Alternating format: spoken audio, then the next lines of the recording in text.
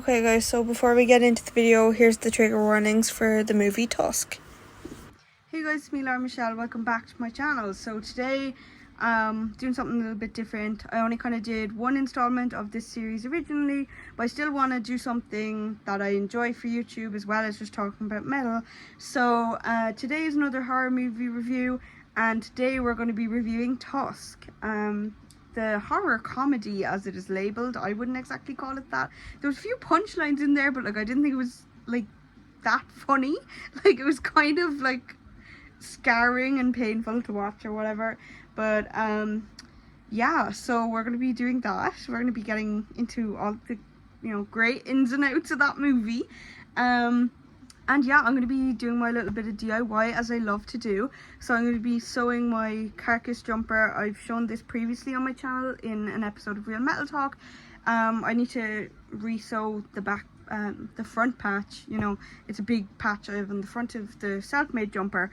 So yeah, I'm going to be doing that. So basically, long story short, if you are sensitive to scissors, lighters, needles, whatever it is, dental floss, I don't know, you know, whatever it is, click off the video now, because you're going to be seeing all that like as I talk, because as you can notice I like to talk with my hands a lot, so I'm going to be, you know, doing this and stuff while I sew. You're going to see everything, so no pun intended with the sew.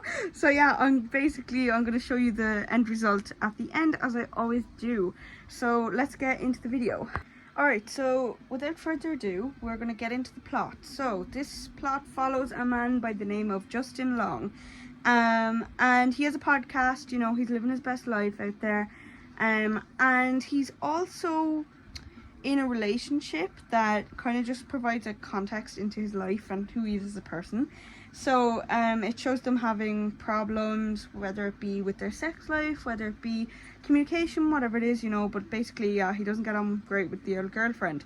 So then he, you know, his love of his life really is his podcast, and he is on his way to interview this man who survived the war, and apparently he got like saved by like a walrus and stuff, and it was like this huge story.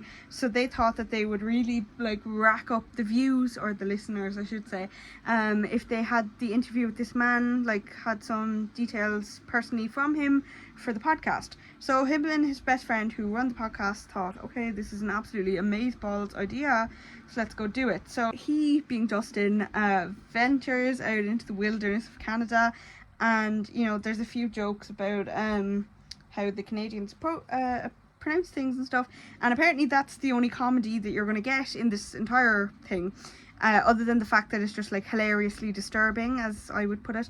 But yeah, basically he like breaks down, I think at the gas station. There's this whole thing with the two girls and stuff. But anyway, basically he's like ringing his friend the whole way there, and he's updating the friend like, yeah, I'm on my way, I'm doing it, you know.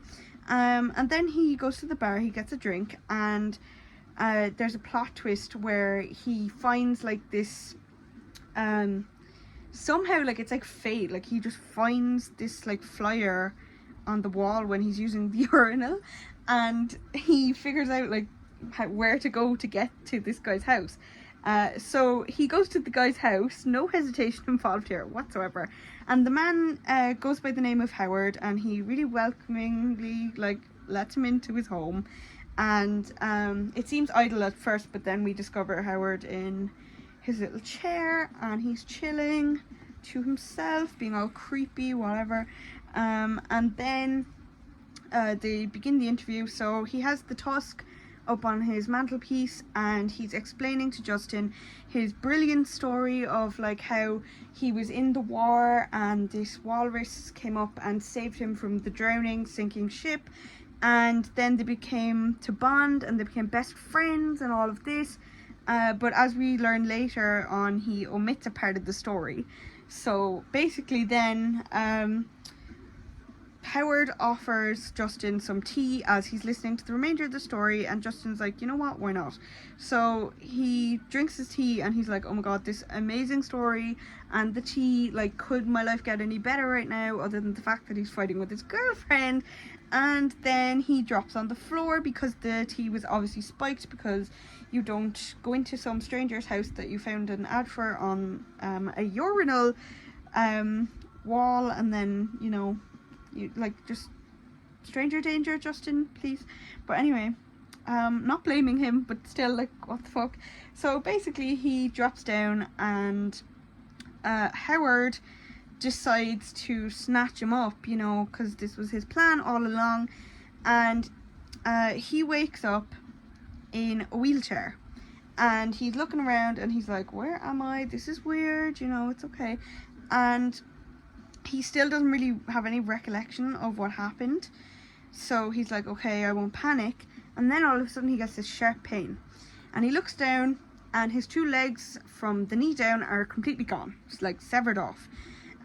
So basically Justin tries to make up, or not Justin, Howard tries to make up this story that he fell and he passed out, and the doctor came and he said it was the only way to save him. So he has to stay at Howard's house till he gets better.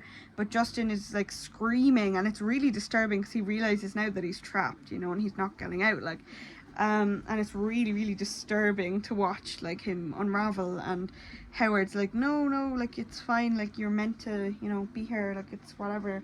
Like, my man didn't have any receipts from the doctor, but anyway, like, he just thought it was okay, I guess. So, you know, he has no legs, obviously. He's in his wheelchair. He's in, I would imagine, some extreme pain because he can't walk because he has no legs. So then he just kind of has to stay there stranded and, like, drugged up and stuff. And he has to eat dinner with Howard, and there's this really, like, there's repetitive scenes where you actually, as the viewer, kind of feel like you're trapped. And yeah, like, you just feel like you can't get out, you can't escape, because, like, he can't, and he's in the house and he's just constantly, like, screaming, constant angry outbursts and stuff. But then it pans over to his best friend, who he does the podcast with, and his girlfriend, and they both realize that he's missing. He's long gone at this stage. So, like, they're wondering, like, what happened to our friend? So they try to track him down. They find this, like, investigator, and again, this was probably one of the only funny-ish things in the plot, was the investigator said that he got trapped by this man before and some things happened to him. I won't spoil it just yet, but yeah.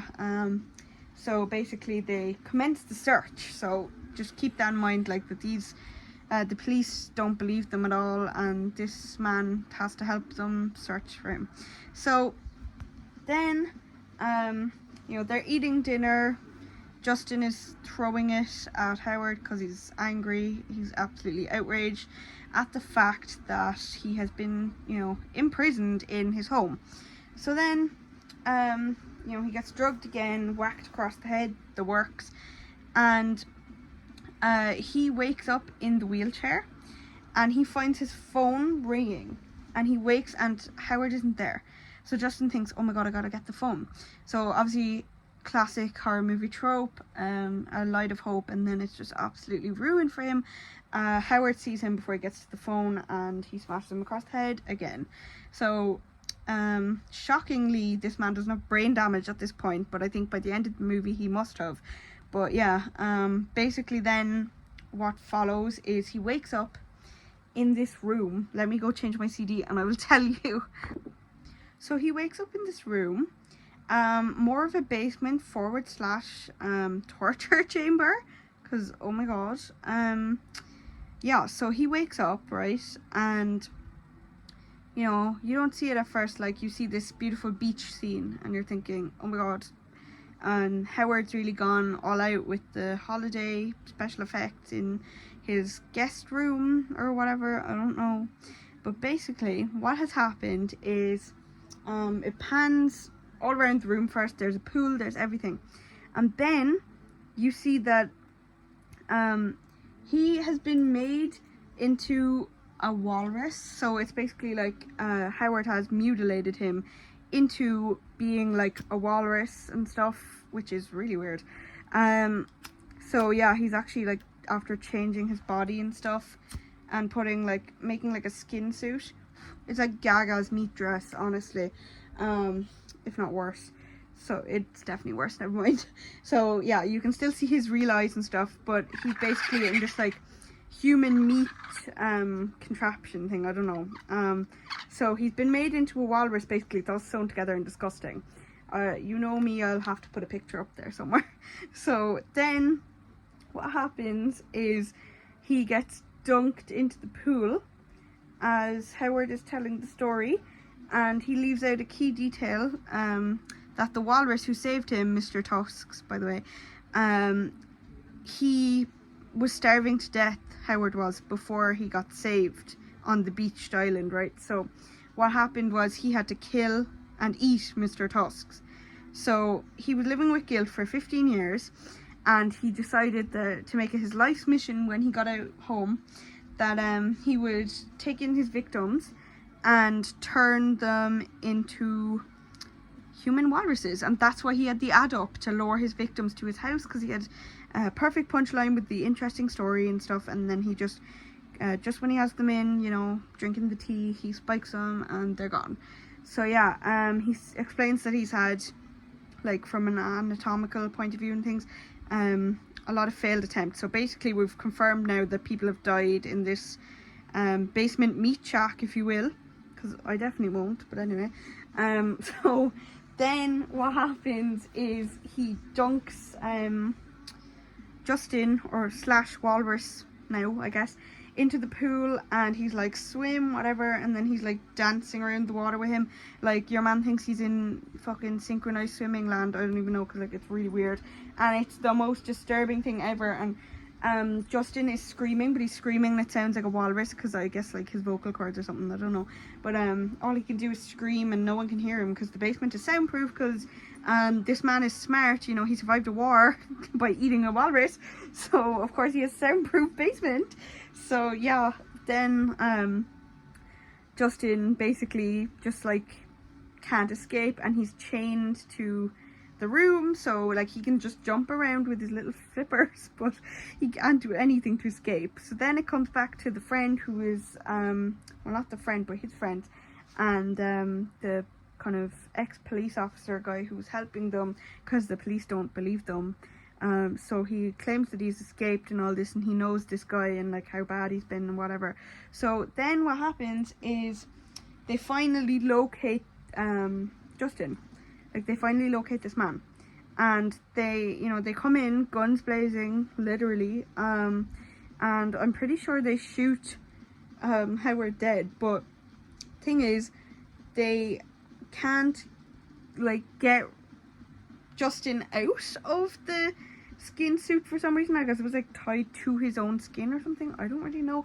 I won't think about it, you know, because but anyway, basically it just flashes to like I don't know, a few months later, whatever, maybe years, and like they come down to the local zoo, and they have fish in their hands, and then they throw it down, and they're like, come on, don't do this to us, like you have to acknowledge us, like we know you're in there.